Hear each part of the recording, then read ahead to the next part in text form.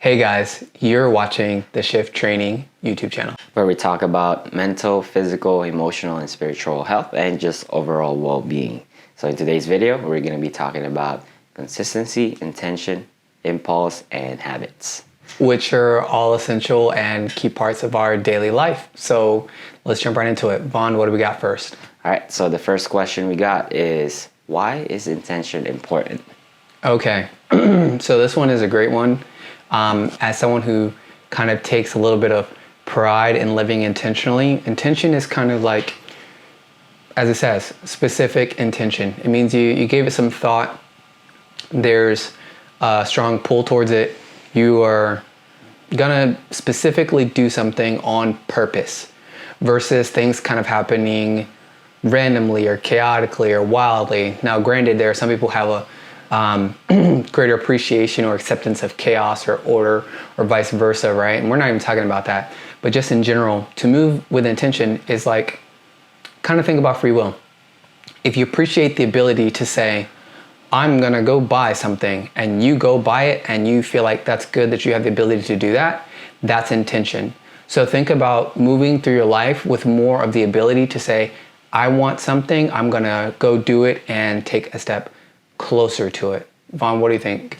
Absolutely. Couldn't agree more. And I think intention is synonymous to clarity. So the more intention you are with your own decisions, the more clarity you'll have. Right. And I think one of the things that's kind of a disruptor to that is impulsiveness. So let's move on. What's the next question, Vaughn? Why can I just be impulsive whenever I want? Okay, so the idea of being impulsive whenever we want kind of leads to, if you think about how many impulses or sensations that we experience in our body on the regular, it seems like total chaos. It's think about how many times in a day you get distracted or something calls your attention, you go, oh crap, I was supposed to do this. And just imagine doing that at a time that's not great. So for example, we're gonna talk about this because everyone in the world's talking about this whole slap deal. That's impulsiveness. Now, if you guys wanna go through your life having those types of things, so let's say you do the smack and that's your impulsiveness, imagine that every time you come into a situation, your response is to have that impulsive slap. And you see how much drama and trouble was created just from that one moment of impulse. Imagine you're consistently having moments where you just succumb or give into the impulse and your life looks like that constantly. That's why I would say you can't just be impulsive whenever you want unless you just want to live a completely chaotic life. So the next question that we have is, what are the pros and cons between intention and spontaneity? So for me, I weigh the pros and cons a little bit differently. Again, this comes down to your personal preference for like whether you more so prefer chaos or order, and that might be relevant to like your past and trauma, etc., and how safe you felt growing up, blah, blah, blah. So for me, I tend to prefer order. I enjoy chaos in small amounts, but I do enjoy taking chaos and making order, which is why I'm a designer or have designer background and experience. And for me, it's kind of like this. Spontaneity creates space for new growth, innovation. Like there's opportunity for change there, and change in itself is beautiful and creates novelty. And then on the pro side of, let's say, consistency or even intention, it is kind of saying, I plan on or will move towards this, and it's kind of having that guiding star. So it can provide some level of clarity. So instead of it being like you have to figure stuff out all the time, you kind of have an idea and you can just execute. So that can, in some cases, make it easier. I would say the cons of spontaneity are being in chaos and not really knowing how to play out. You can have novelty, but also like you can create a novel experience, something spontaneous, random, go do something, and all of a sudden something not so great can happen or something amazing can happen, but it's random and you don't really know. So that's one of the downsides. If you like security, spontaneity usually is less likable for you. And then on vice versa, sometimes being hyper consistent creates boredom. Like You won't become stimulated by it anymore. Hedonic adaptation will take effect. You'll just like, it won't even matter to you. So things can lose their value or meaning if you are super consistent or super rigid. All right, so you mentioned about hedonic. Can you elaborate on that a little bit for those of people who don't know? So hedonic adaptation is something that I learned a little bit about in the Science of Wellbeing course, which I recommend anybody take. It's a free course on Coursera, Dr. Laurie Santos, Yale, all that good stuff. So basically, it's when we adapt, in short, to a stimulus.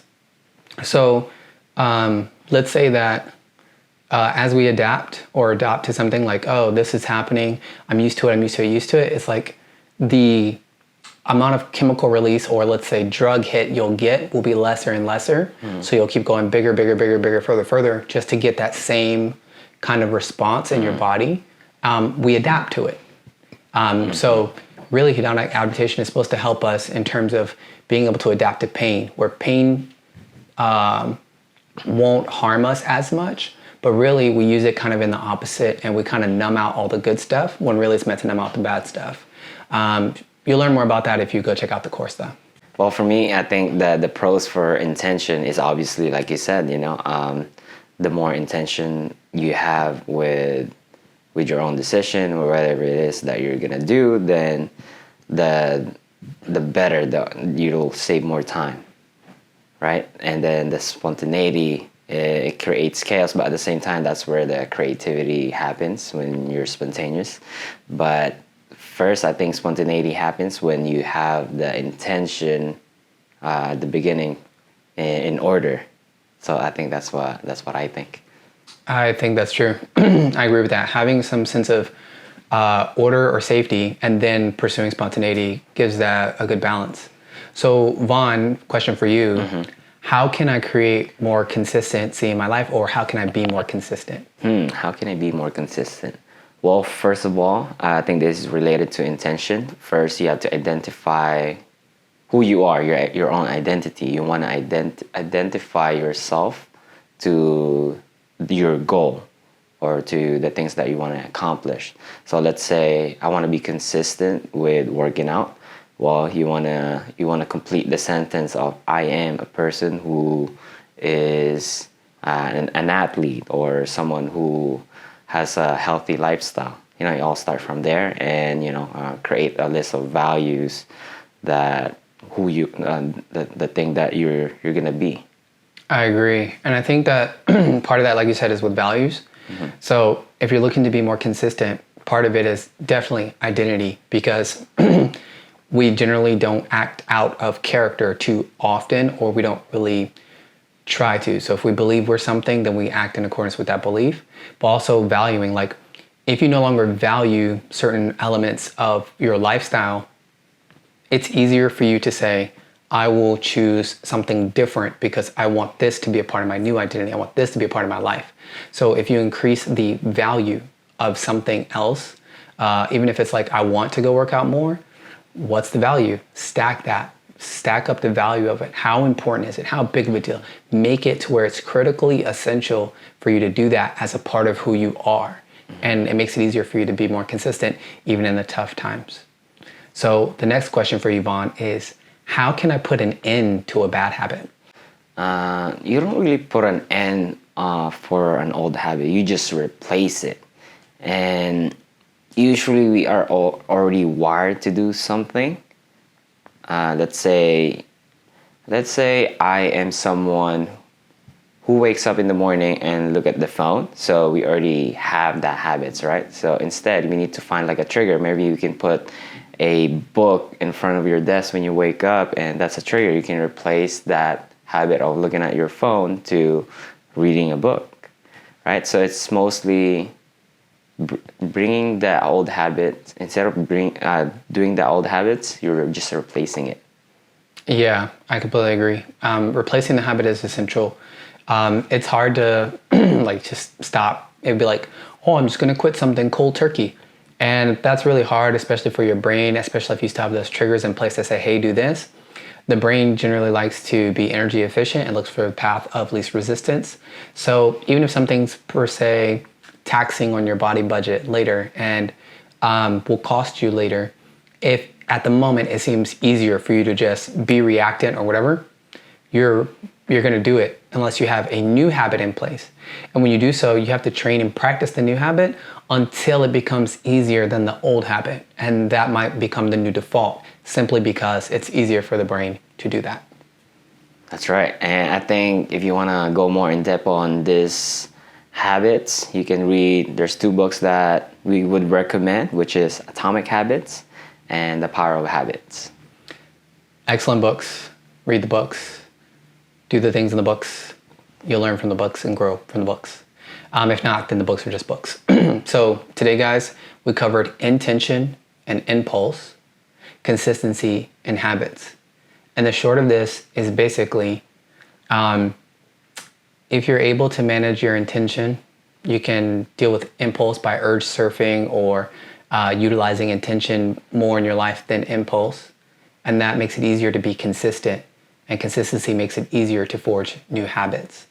So if your goal is new habits or wishing you could just do stuff more consistently or wanting to be less impulsive, we're still going to come down to increasing the value of intention and making that more of a dominant feature in your life.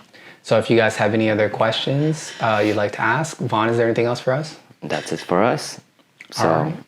If you guys like this content, don't forget to comment and tell us what your 2 cents. And that's all for today, guys. Thank you for listening to Shift Training, and we'll catch you next time.